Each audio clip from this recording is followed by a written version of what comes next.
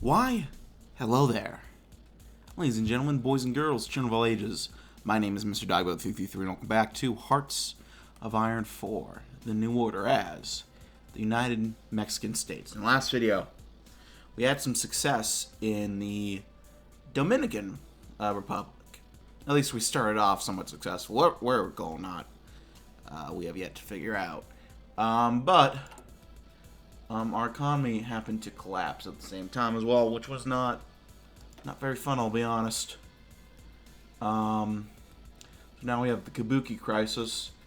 I believe we had... And we're rallying the party, so that's going to be the Madrazo or Daz. A mutual agreement. So that will be good, methinks. Yeah. It has been a long time since I hopped and recorded this. Let's see, it's the 1st of September. The last time I recorded was the 15th of August. Wow. It has been a long time. I would have finished this earlier, but I don't know. There hasn't been a patch for this update yet, which is interesting. Well, it's been a pretty stable update from my Kindle, so I'm not too shocked, I suppose. But I might have had time to finish it, so let's get to it. Let's go ahead and check out some new lore, mainly with Ecatepec de Morelos. Ecatepec de Morelos, known as both San Cristobal Ecatepec or simply Ecatepec. It's located just north of Mexico City, within a valley stretching from the Valley of Mexico to Sierra de Guadalupe. Originally an Aztec settlement, the earliest records date it to the year 1168 as part of networked settlements, but the actual age of the city is likely centuries older. Since the Spanish conquest, the city continued to grow. The population further exploded as it entered the 20th century, with its urban sprawl now deeply connected to the populous Valley of Mexico. Despite its centuries-old foundations and its relative proximity to Mexico City, the city is fairly poor. Far from the prosperous, sprawling suburbs of the outer edges of American cities, the city is dotted with thousands of illegal homes built in shanty towns and slums which stretch through much of the city. There remains very little green areas left, and as Mexico City continues to industrialize at its rapid pace, the slums seem only to grow ever larger. Well, that's unfortunate. But we'll just see what we can do. So we have this new GUI over here, the Kabuki Crisis. I'm not sure if I read this before, but I'll do it real quick. The Kabuki Crisis, once a simple economic crisis, now is a political price to pay to. Deal with we must sway the various interest groups to our side. Selecting a faction in will target decisions relevant to the current state of the Kabuki Crisis. Alright,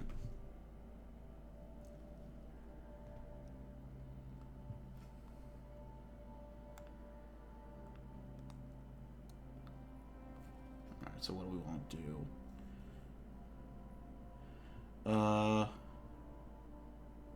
Increase operational autonomy. I don't think that's going to be quite the best idea, especially since we want up Madrazo, and that will hurt him.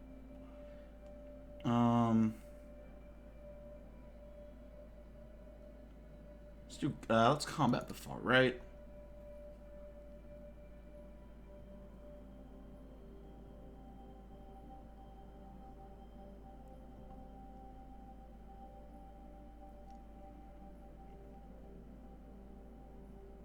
Also affirm some pact commitments.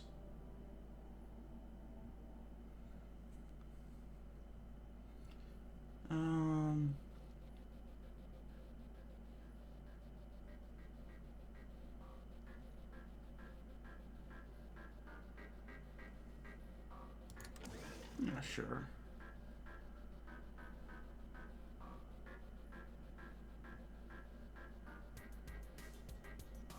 Let's flex the establishment as well. Alright, so Salinas is making moves. We can't fail sway the DFS. We gotta get the workers as well. Which they already prefer us, but we should work to it. party bureaucracy.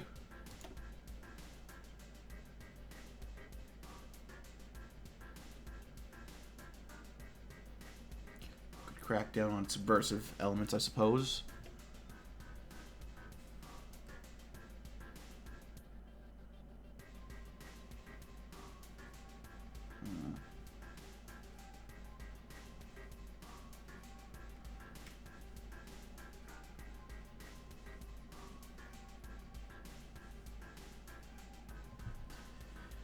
We could cooperate with Del Rosal. I'm not quite sure what that's going to mean, but coordination with Del Rosal will unlock a new decision to secure the party bureaucracy. We got time to do that, so I'll go ahead and do that. How is the Mexican miracle? Oh, it is not even close to a miracle right now. It is a nightmare. Cash crop production. A lot of our farms are pretty productive, actually.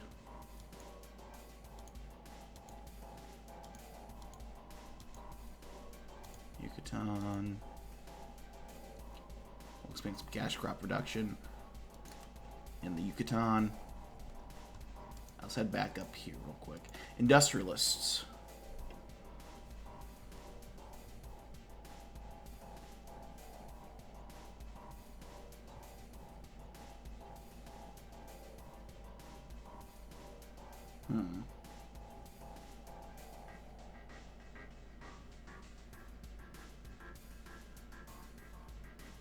Alright, so industrialists and workers support. Okay, industrialists prefer Salinas, workers prefer Madrazo, DFS prefers Salinas.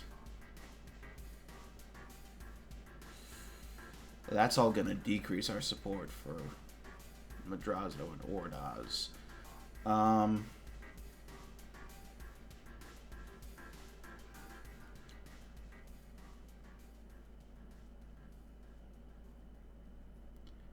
We could reassure some of their political interests, sure. And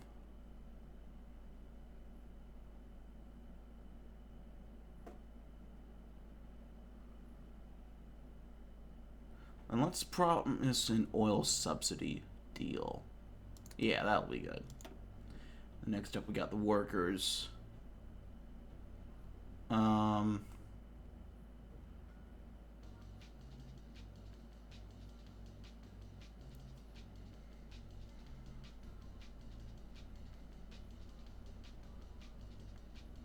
We're already doing pretty well on that end.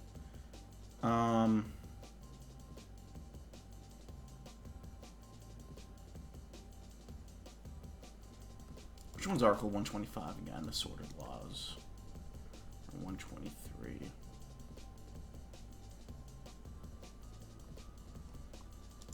I can't quite tell. Can't recall.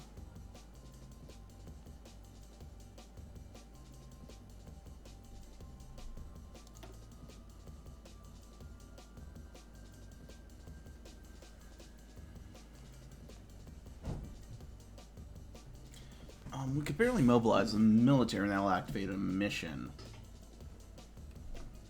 I don't know if we want to do that right now, though. I'm gonna say we don't. Oh,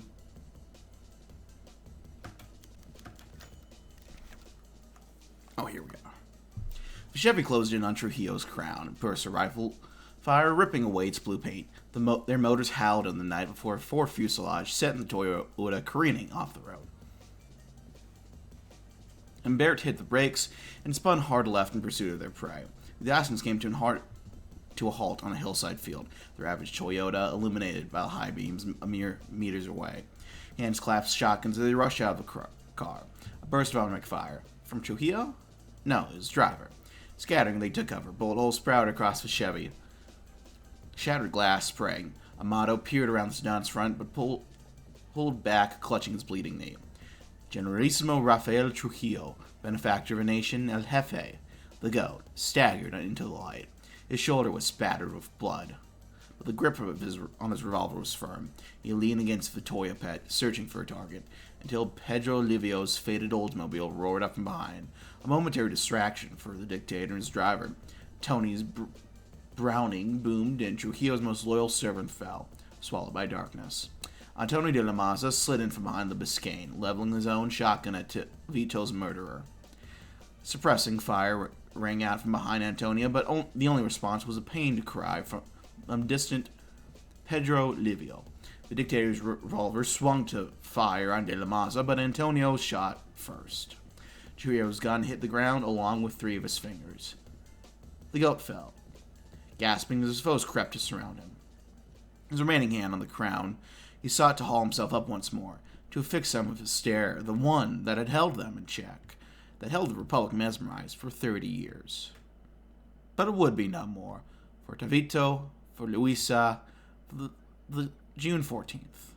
For the church, 4 more triggers clicked, and Rafael Trujillo was blown apart. Well, there we go. Some good news, at least.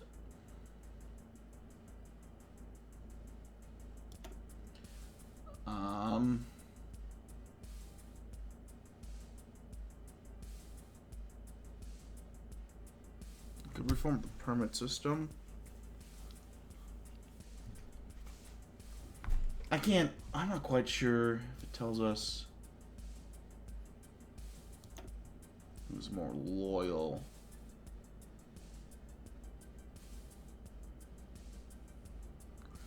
Let's monitor the DFS paper trail in the meanwhile.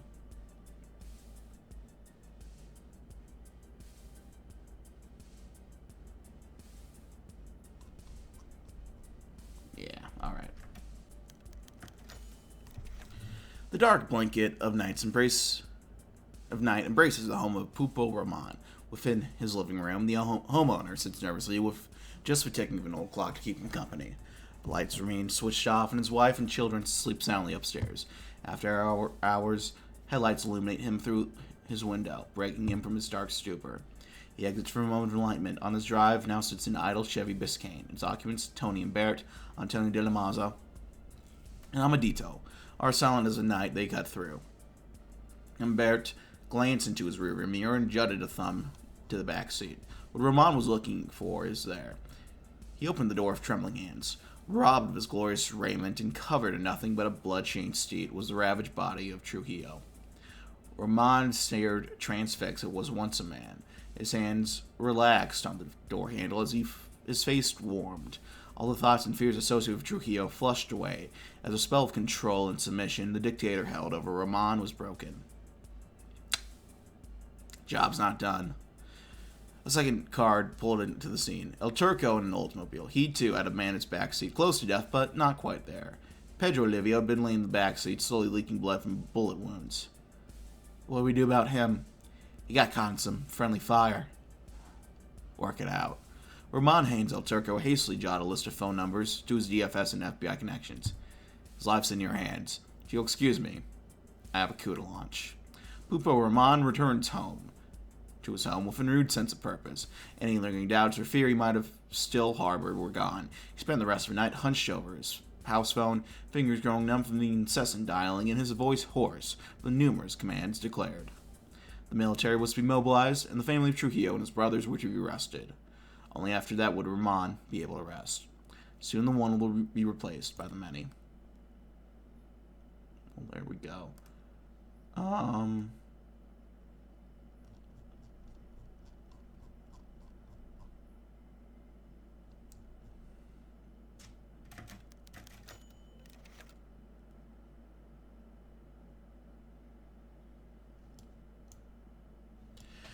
Okay, so this is going to be the big one. Madrazo and Ordaz were ecstatic with the victory of the pact, but for obvious reasons, they kept the jubilation to themselves. Mateos looked at the pair from across the desk, pushing forward a short stack of papers to Ordaz before repeating the process to Madrazo. This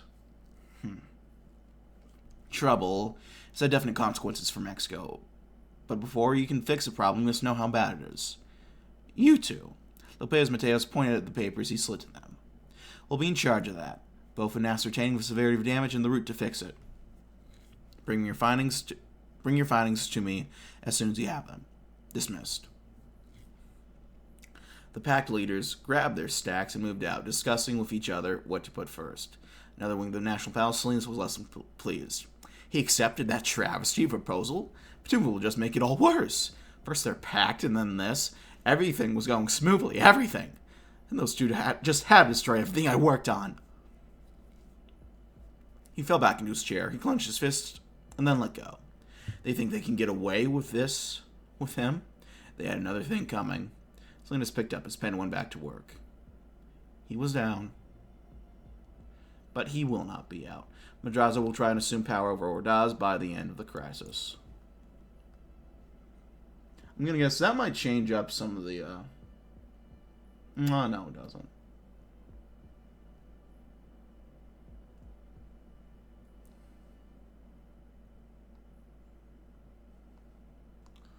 Crack down on subversive elements. They'll stop Salinas from making moves.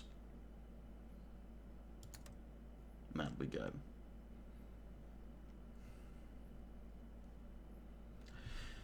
Oh, 5:15. Captures Simhem quarters and Johnny Abbas. Put down the ongoing coup attempt, the colonel ordered. The captain nodded slowly, then moved decisively into action. His detachment was loaded onto jeeps and departed the Almarosa garrison. Oh, 5:40. The Duarte Bridge was blockaded by black Volkswagen Beetles. The colonial quarter beyond was swarming with 1,000 armed Simcales, regrouping from their failed attack on the National Palace. The captain ordered his men to advance, blood spilling, into the Ozama. 0620. Reinforcements and armor allowed the captain's diminished detachment to press on at last down El Conde Street. The tank crushed the carapaces of the Volkswagen barricade, but slowly. Calles fired down upon soldiers from second-story windows and balconies. Casualties are many. 0650. The army had surrounded the block. Holdouts remained in the Sim headquarters, a town hall, and in Hotel El Conde. 4 tanks parked under the slender tree of Colon Park sent shell after shell into its colonial-style facade. An acrid mix of smoke and tear gas filled the captain's mouth. 0755. The captain led an assault into the blasted and smoking headquarters building. Other men of Sim's fold. Fanatical defenders were shot room by room until the flames from burnt documents and explosions grew too intense and the military withdrew. Some collies attempted to do the same, hands raised in surrender, but were shot down. 12:35. Firefighters had put out the blaze and the guns had fallen silent. In a sealed office, the captain found walls splattered with brains. A self-inflicted gunshot through the head of Johnny Abbas. A quick end of a torturer who denied them at mercy to so many. Mission accomplished. No survivors reported.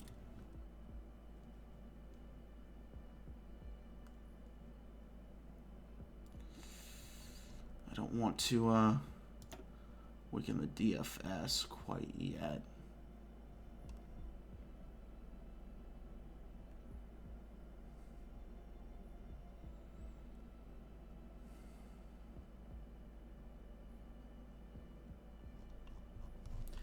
Alright, we'll wait for all of these to tick forward anyway before. In the sweltering basement of an FBI safe house disguised as an unprofitable workshop in Hidden Street in Ciudad Trujillo. 4 men. Watched Feral Alley grapple with a closeness to death. In the chaos of a change, Pedro Livio had been shot, but such martyrdom was not inevitable. A call was shouted out along the quietest channels, and a local Dominican doctor was ushered to the FBI safe house by DFS operatives. His operating table was arranged as sterilely as secrecy allowed. The doctor, a consummate professional, asked no questions beyond his station. All he asked was where the bullets had struck and how long before beginning his operation. Tony and Baird, Antonio de Maza, and Salvador watched anxiously from a distance. With bated breath, they watched for 2 operating tables, one the size of a man and the other an entire island. The intertwined fates of a man and a nation. They have faith that they will both pull through. In another room, Amadito listened intently to the news murmuring from a tinny radio. The sounds were difficult to decipher, but he didn't want to interrupt the operation. He hoped that all of their work would be worth it. It was out of their hands now. Tonight, happy to announce, death of new civil military-led government. Amadito stifled a shout for joy before shouting at others. Get in here! News of a coup! The Chualisa order has fallen. The men lost in their sudden relief, all piled into the adjoining room and began to celebrate. A couple bottles of tequila swirled away. For such a hopeful moment, were opened and poured greedily. All the previous stress of coups and aiding was wiped away. The light of a bright future remained. The doctor took off his gloves and wiped his hands clean. His own patient's stable, but he couldn't help but share in the smiles. Democracy is born in darkness. Tensions will substantially decrease. Very nice. Oh, there's Santo Domingo again. Old Pupo Mont Fernandez in charge. Look at that. Foreign policy decisions available.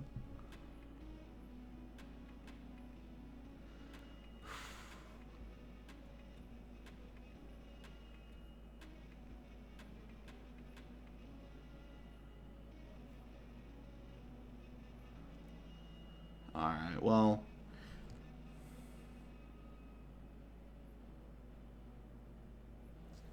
Stimulation actually would be decent. El Tapado.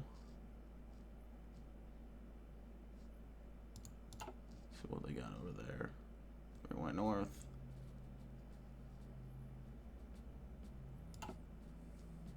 Oh, look. Oh, these are all new. I didn't see this. We got an Olympic outcome. In one of the most important diplomatic coups in the country's history, Ordaz has gone and convinced the U.S. to back our 68 Summer Olympics bid. He seemingly has a ton of gold, and such skill should not be unrewarded. In exchange, we must only back America's 1972 bid. Celebrations are in order. Next, we have Kabuki effect. Ordaz think that just because Salinas fucked up, he gets off the hook. Absolutely not.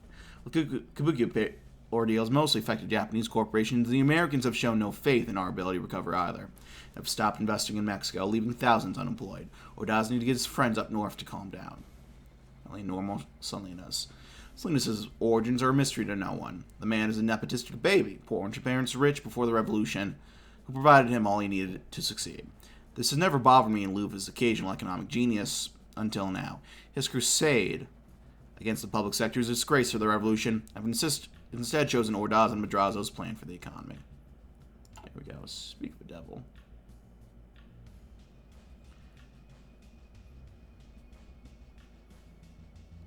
So we got two different options. Interesting. Each day that passes, I see Salinas and Ordaz flop like fish on the deck, trying to solve the problems they're entangled with. Problems that they, more or less, created. Each day I find myself growing closer to Madrazo, and the idea is that he shared with me.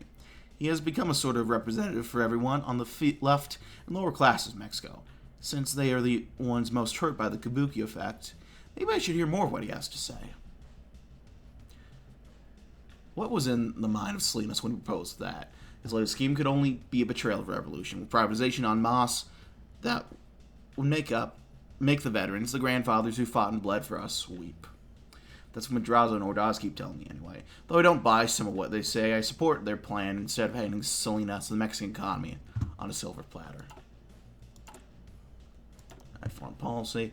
Could probably...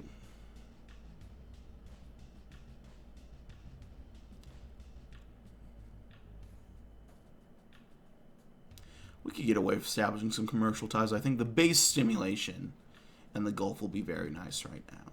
The improved opinion of Salinas isn't the best, but we can afford that.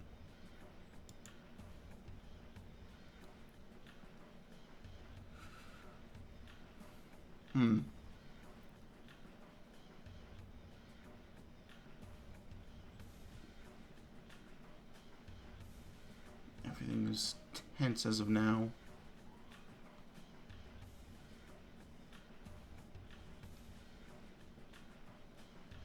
We need some more command power. We're not getting that. Oh, we'll catch up on that, I think.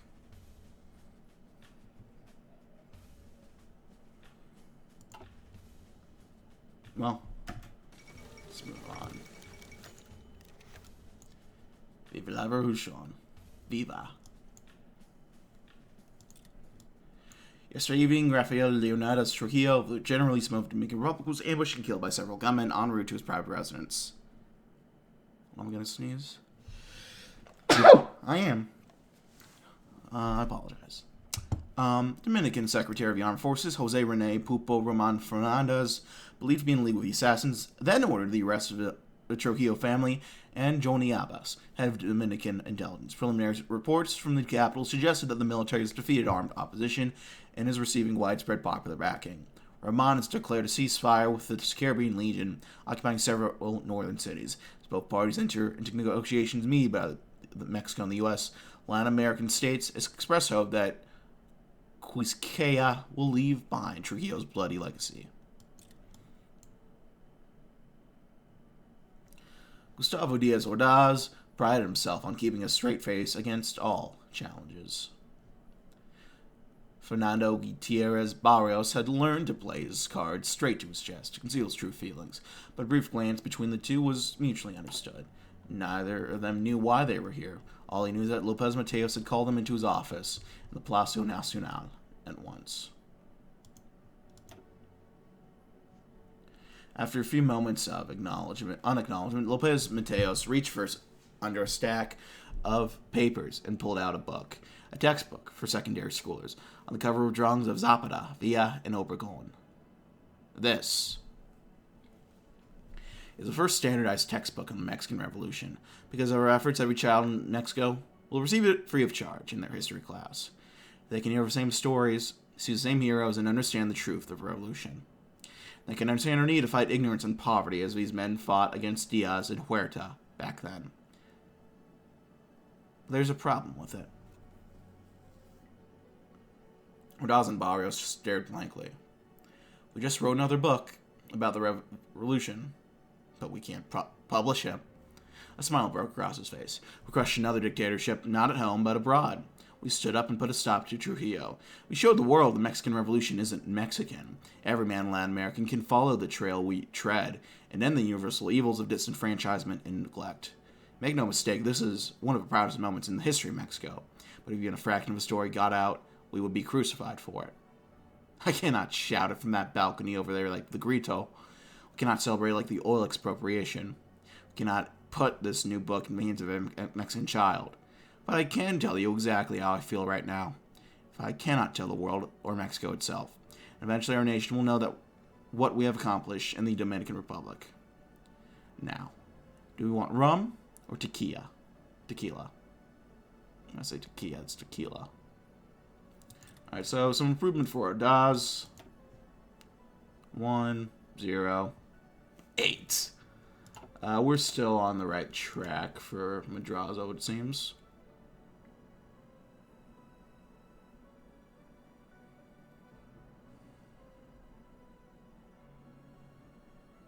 We'll entrench our assets. We'll save up to get that going.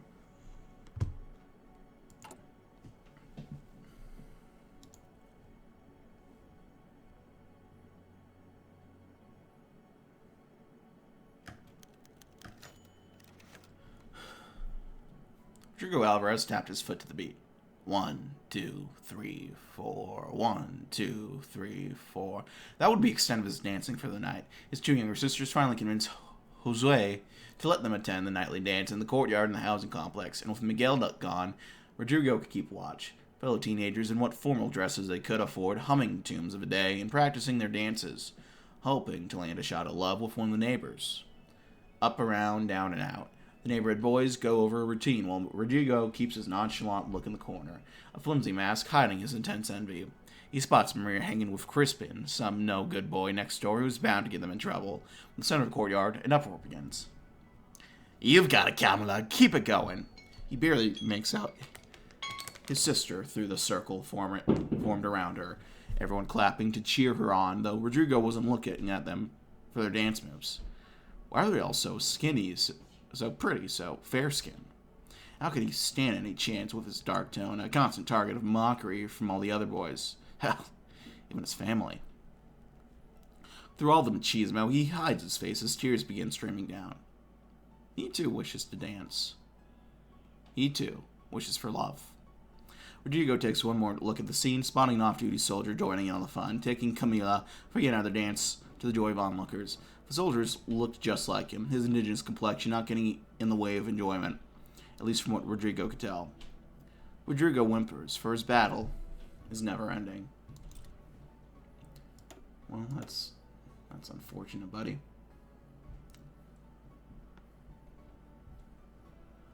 Yeah,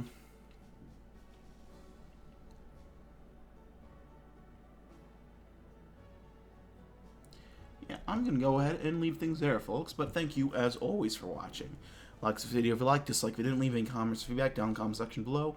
I read all the comments I get, and I appreciate any and all feedback you might have for me. Check out my various links in the description box below. Hit the sub button for the uploads weekdays as well, occasionally Saturdays. Check out my various links. And yeah, that's going to be it for now, my friends. I thank you all for watching, and I will see you all next time. Bye-bye.